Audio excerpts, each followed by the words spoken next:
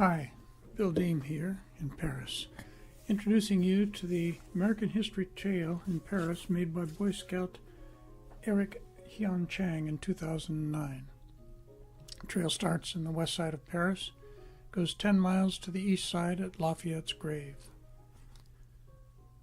First stop is where John Adams lived. He was our second president, but he was sent here before the Revolution to get help from France. The next step is a model of the Statue of Liberty they placed on an island in the Seine. The big one they sent to New York. Benjamin Franklin was really famous in France. He lived there for 8 years, negotiated for America, and everybody loved him.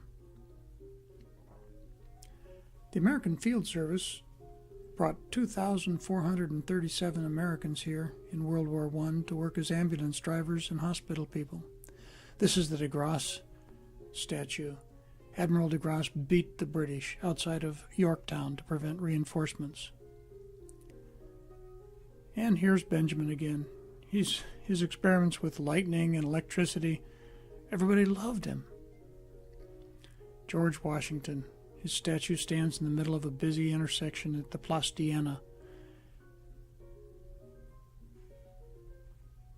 And this is General Rochambeau. He brought 5,000 troops over to help Washington beat the British at the Battle of Yorktown. This is de Grasse's Place, a little island in the middle of an intersection, with a plaque commemorating the victories that his navy made. And here, across the street at the American Place, is a monument to the American volunteers in the World Wars and a statue of Washington and Jefferson. Jefferson lived on the Champs-Élysées at the time there was a house. Now, it's just fancy stores. This is the Hotel de Crillon. This is where the first treaty was signed that acknowledged that America was an independent nation. This is the hotel down the street where the Germans ran France during World War II. Thomas Jefferson's statue is the other side of the river, looking at a building that inspired his own house at Monticello in Virginia. And here in the Hotel de Yorktown is where the treaty was signed in 1783, granting the United States independence from Britain. During the time all those guys lived in Paris, a lot of them ate here at the Procop Café, the oldest restaurant in Paris and probably the world. John Paul Jones died in this house. He was asked to give up during a battle, and he said, "I have not yet begun to fight." Thomas Paine lived here. He wrote Common Sense, a very famous pamphlet inspiring American independence.